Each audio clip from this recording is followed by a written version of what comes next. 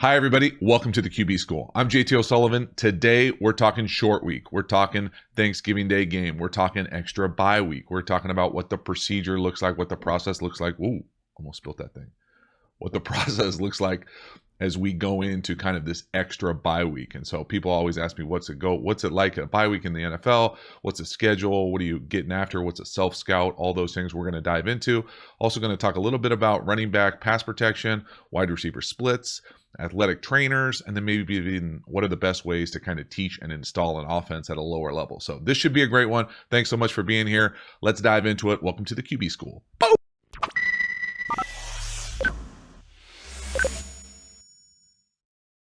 All right, before we get started, live stream, the inaugural one for the QB School, next Monday, December 2nd, 11 a.m. Pacific Standard Time. Be there.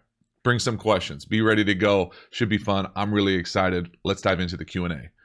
First question, Ben, could you explain why having such a short turnaround for a Thursday night game is generally disliked by players and how coaches handle the short week? Absolutely. We'll try to dive into that. I've got a handful of associated questions here from Thomas. Hey, JT, with the bye week coming up, hearing the phrase self-scouting coming up more often. Can you just go over what the coaches/players are looking for during this time and whether you think it is important? And then Dylan hits him with the grammar sheriff with the right correct bye. Appreciate that, Dylan. And then finally, from Snake, hey JT, a big fan of the content. Question, what's different about a bye week in practice, film, game prep, and general attitude in an organization? Any additional days off? Prepping for weeks ahead? Did you all watch the games with teammates at facilities or try to spend time with the family? Thanks. All great questions and kind of perfect timing here as we have a bunch of Thanksgiving Day games. I know personally, I love bye weeks. Bye is my favorite opponent every year. Always take a W versus a bye. But the thing about it too is if you're lucky enough to play on Thanksgiving, and the Lions and Cowboys are always ones that I always come to mind because they have the home games, which I always thought was a bizarre kind of strategic advantage, although obviously the winning doesn't show that or represent that. But again, I always thought of short weeks as kind of a blessing in disguise. So yes, players dislike it because your body is not ready to go. You're used to a really regimented schedule of, hey, we go Sunday to Sunday or Sunday to Monday, and even Monday to Sunday is a short week sometimes for your recovery, depending on what you do, how you take care of your body, your kind of routine as a player, especially someone who bangs. I'm as a mostly backup quarterback, you're not getting hit very often, so you don't have to deal with it. But if you're playing, that quick turnaround, 4 days, is a really, really tight frame to get your body right to be able so you feel good. Now, nobody ever feels good 100% this time in November for playing in the NFL. But again, that is extra days really shave off your opportunity to prepare your body more than anything else. The game plan stuff, it's a little bit different every team you go to. But I think the vast majority of players would say, my body just doesn't feel right by Thursday to be able to play, especially if you have to travel to that Thursday game. That's really the thing that I think is kind of the unsaid thing about a lot of these things that make it even more difficult. It's the travel to Thursday night game. But then once you get through it, if you win it, then it's really a second bye week because you get that Friday, Saturday, Sunday off usually.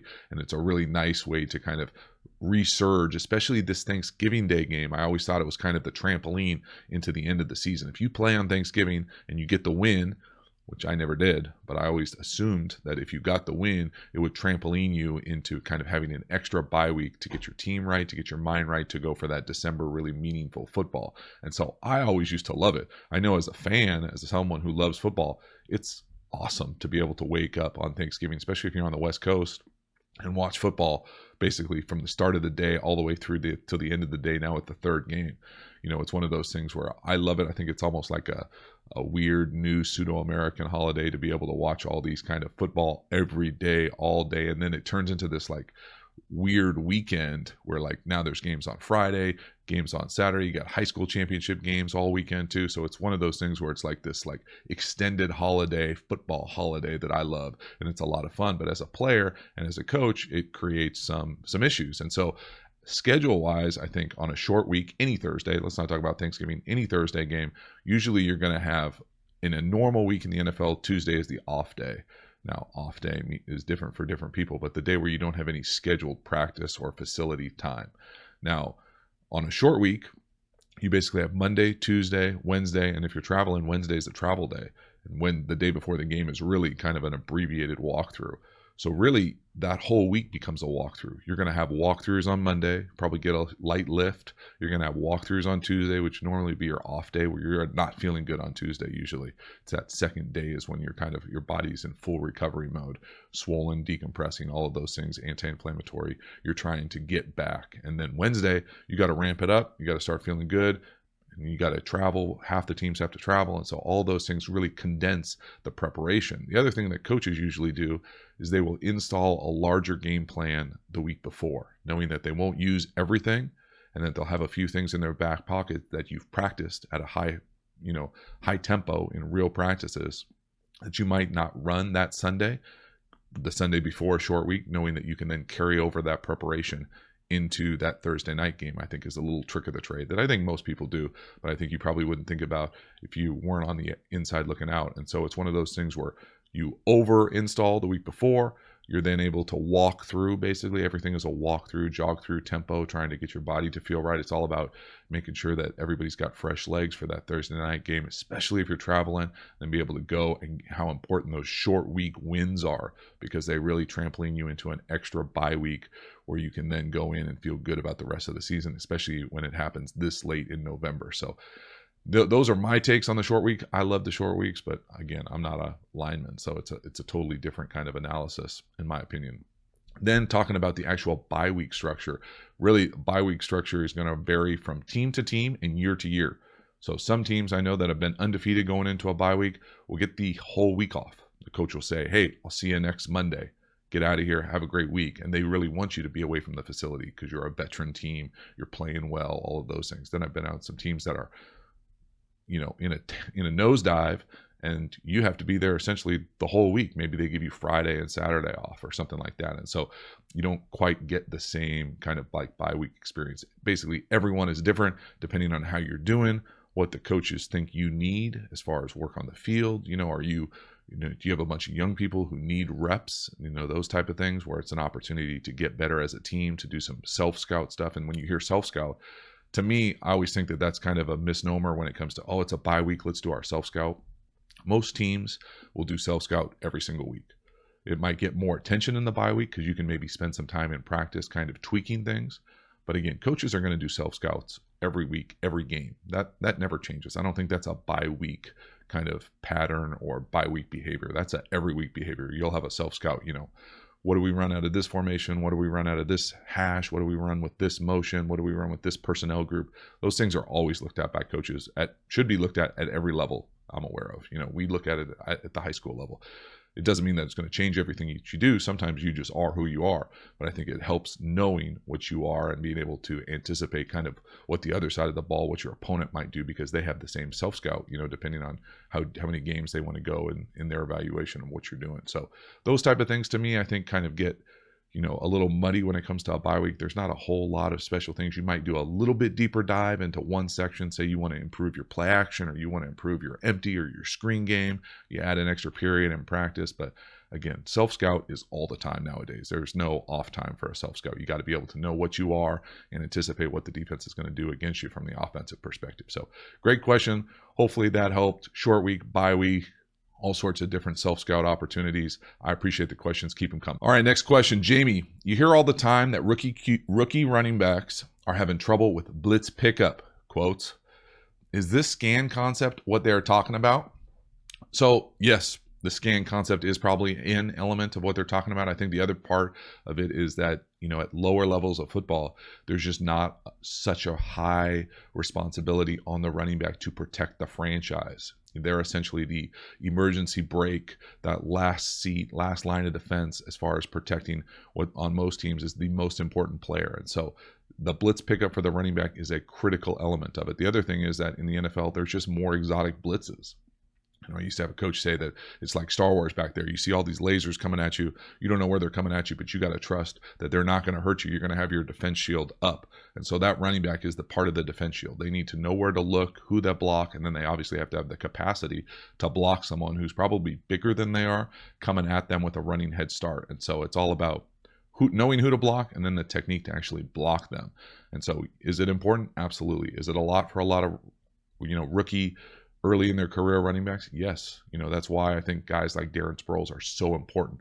They know exactly who they're blocking, and they can block them, and they have the capacity to get out and run routes like a wide receiver. That's the other part about it. It's not just about being, a fullback, a bruiser. You also have to get out of the backfield and make plays with your hands and with your legs. And so it's the combination of all of those things.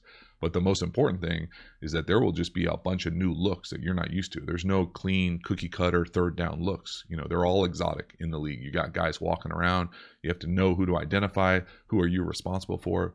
Who are you not responsible for? Who can you leave? What does it look like? What's a green dog look like where, the guy's not really rushing. He's rushing to cover you. If you set up to block, he's going to rush. So you got to get out so you don't have to block him. So like little things like that you really don't have to deal with, in my opinion, very often in the college game or at lower levels, where in Sunday ball, it's every Sunday. Every third down, you're going to have to deal with exotics. And so it's really hard. I think it's really hard for a rookie running back. I think that's one of the things where, depending on the program they come out of and the offense that they come out of, you can have a real advantage if you're a guy who's used to doing pass pro, if you've proven that you can pick up a blitz, if you could pick up a linebacker who's bigger than you are and be able to get out or chip and run great routes. I think it's a huge advantage for a running back. And so that's basically the overarching kind of big picture running back. They're just asked to do more in the league, especially on third down, where you see all these exotic looks where it's not easy to identify who the defensive linemen are, who the linebackers are, where you're sliding to, what your dual read is. So all those things kind of come together to make a running back's life really rough. They're not called pass protecting backs. They're called running backs. They want to run the rock, and you want a running back that wants to run. But at the same time, they can't take plays off in the pass game. I think see at lower levels, they're not required to get out on checkdowns all the time. They're not required to have a specific guy to block. They're in there to help. And so you see them kind of slow through kind of the line of scrimmage, where in the league, they're wide receivers in the backfield. They got to get out if their guy doesn't come. But if they do come, you got to be able to pass protect and protect the quarterback. So just a lot going on, I think, is what it is, and just different for most running backs. But great question. Next question, Nelson, JT. I love your channel and I watch it regularly. Well, thank you, Nelson. Here's a question that I've always wondered about. What are the rules for receivers either being on the line of scrimmage or not on the line of scrimmage? Every time that a ref says he was covered up, I roll my eyes and wonder why, other than because the rules. It really matters? What's the deal? Thanks. Nelson, great question. Yes, it really matters. Basically, the way that I kind of best understand it and try to teach it is, if you are the last man on the line of scrimmage, so there needs to be 7 men on the line of scrimmage. If you are one of the last men on the line of scrimmage and you have an eligible number, depending on what level you play at, let's just assume we're in the NFL, you have an eligible number and you're one of the last men on the line of scrimmage, you are eligible. If you are covered up, that means that you can be an eligible number, depending on what level you're at. Let's just say in the NFL that you do not have an eligible number. That's 50 through 79, not eligible. So you're a lineman.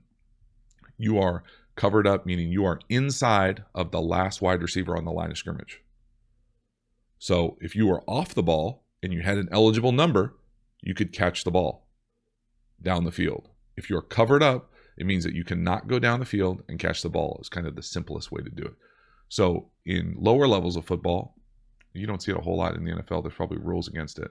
I don't know off the top of my head.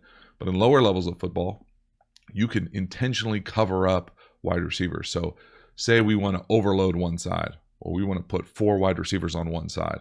Well, you can put 2 wide receivers on the line of scrimmage. So if we're going this way, and there's 5 offensive linemen, and then 2 wide receivers to the same side, well, one of them, they both need to be on the line of scrimmage to have 7 guys on the line of scrimmage. Well, if you're playing defense, that inside wide receiver on the line of scrimmage, he's not eligible. He can't go down the field and catch a pass. So that's what being covered up means. And so oftentimes you'll see teams that don't know how to line up correctly. I know a team like that will basically not have everybody off the line of scrimmage. So normally you'll see wide receivers line up off the line of scrimmage if they're in the backfield. So like a slot receiver or a flanker lines up off the line of scrimmage. If they get their split wrong and line up on the line of scrimmage, they are covered up. They cannot go down the field and catch a ball. They are not an eligible receiver because they are covered up. there can only be 7 people on the line of scrimmage, and the only ones on the line of scrimmage that are eligible to make it easy and fair for the defense are the ones that on the very end of the outside wide receivers on the line of scrimmage. So that's what covered up means. If you're a wide receiver and you're not the last man on the line of scrimmage, meaning the outside wide receivers, you are covered up and you cannot go down the field to catch a pass. So probably not the best explanation, but the essence of it is if you're an outside wide receiver and you're on the line of scrimmage, you're eligible. If you're an inside wide receiver and someone is on the line of scrimmage outside of you and you're on the line of scrimmage, you're covered up. You have to step back off the line of scrimmage. That's why you often see wide receivers look to the ref. They'll basically look to the side linesman and either say I'm off or I'm on. Am I good? I'm on? Yes. Or I'm off? No. So that's what it means to be covered up or not covered up. But great question. It's confusing. And the reason that they do it like that is to make it fair and easy for the defense as opposed to having to cover 11 people. That would be really hard, almost impossible. So there are only a certain number of people that are eligible to go down the field and catch passes. Next question. Hey, JT, I am following your videos from Turkey. Yes, believe it or not, we play American football here. I want to ask you about installing new plays on offense. What's the best or most effective way to install new plays? What details to focus on, especially when you're dealing with high school level players? Great question. So what I like to do, I really try to hesitate as far as installing brand new holistic plays. I really like to just build on things you've already done. So you basically add a tag or add a half a field new concept, especially in the passing game, as opposed to saying, hey, this is totally new. We've never done anything like this. You basically just want to build on things you've already done. So, hey, in the run game, if we run power like this, we're going to add this new RPO, or we're going to leave someone unblocked and then run it like this. So it's the same for the offensive line. We're just going to leave someone to RPO read. Well, it's a different play, but it's building off things that they already know that they're comfortable with. Very rarely will I ever install brand new huge concepts, formations, everything new, personnel group new. I try to stay away from that because it's just too much learning for too many people. But it's a lot easier to say, hey, we're going to run this play just like we run that other play, except this position is not going to block this person. They're going to bluff and go to the flat or something like that, where it's kind of really like picking your smarter 1 or 2 players to be like, all right, they can handle a little bit more. We're going to change their responsibility on this concept, and they're going to do this or they're going to do that, as opposed to changing everybody. So I like to just add specialty tags or specialty motions for our kind of high football IQ players that can handle a little bit more volume than just kind of saying, okay, everybody, new offense, we're going to scrap that and do this. Not that I haven't done that before, but it's just the fact that I think you're going to have more success installing new plays where it's really just new kind of evolutions of the same thing that you're doing. We're never going to install this brand new thing that I just made up and it, we'll see if it works, trial by error.